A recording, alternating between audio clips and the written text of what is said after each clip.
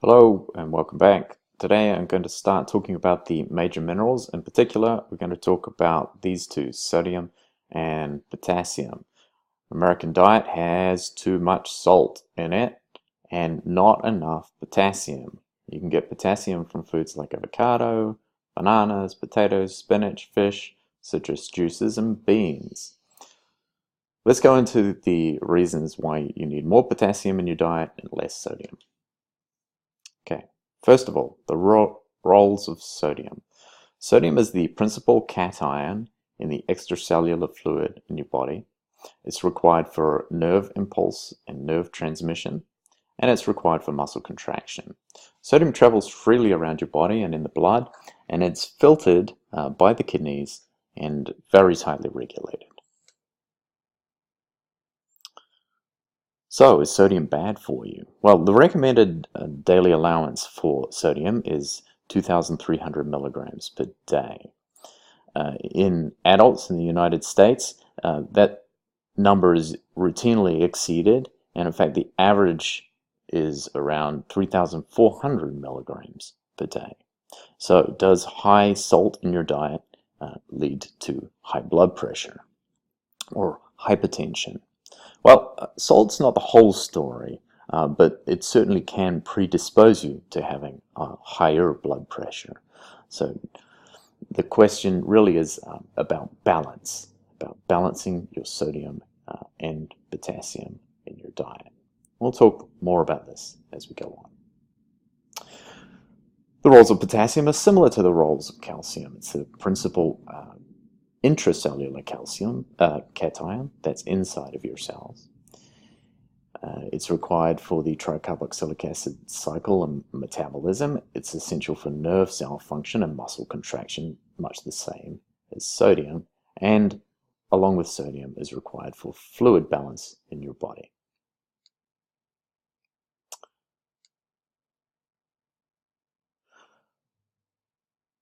Potassium is required with a daily allowance of 1,600 to 2,000 milligrams per day, and similar amounts to sodium.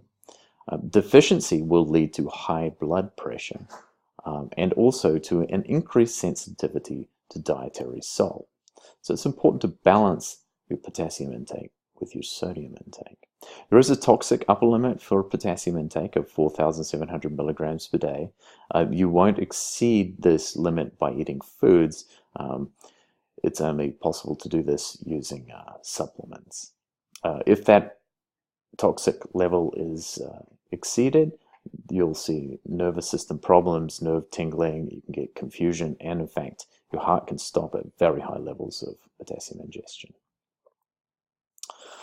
So why are sodium and potassium paired in this talk? Well, it's because inside and outside of cells, this is a cell membrane here, sodium and potassium are actively moved. Sodium is actively pumped out of cells into the blood, and potassium is pumped into cells. This is a antiporter. These sodium being pumped out and potassium being pumped in is coupled together, and it requires energy. So cells are maintaining this all the time, coupling sodium and potassium.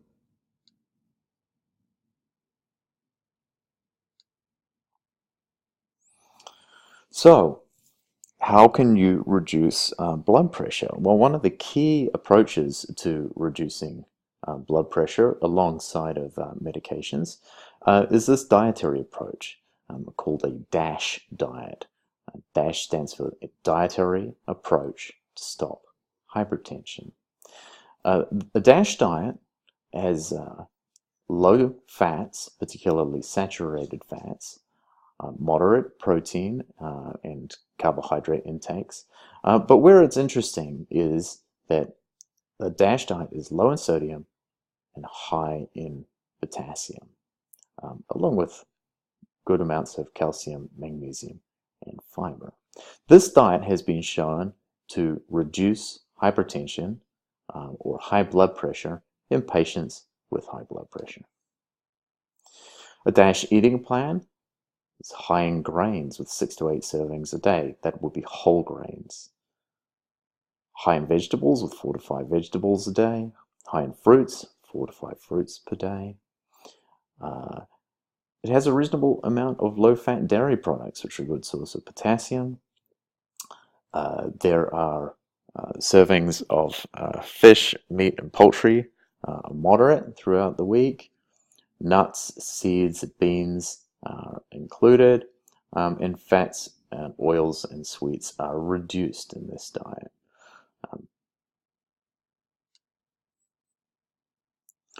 So, what happens with a DASH diet? What you can see in this study, looking at potassium intake and risk from stroke, this would be the risk of having a stroke, and in people in these studies, you can see that those who have higher potassium in their diet are at significantly reduced risk in almost all of the studies of having a stroke. And that's because of the effect of the DASH diet in lowering blood pressure. So, to conclude, current nutrition data supports diets that are very high in potassium and low in sodium. So I would recommend eating more fresh fruits and vegetables, things like avocado, bananas, potatoes, spinach, beans, citrus, juices, and fish, to get the potassium that you need in your diet every day. Thanks. Talk to you again soon.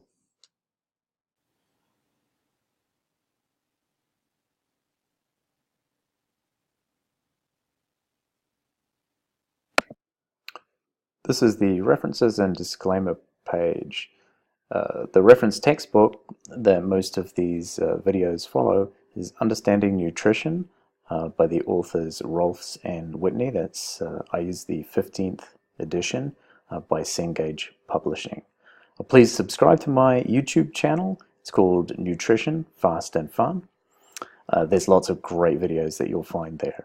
And finally, there's a medical disclaimer. You should read the medical disclaimer to make sure you fully understand your rights and responsibilities.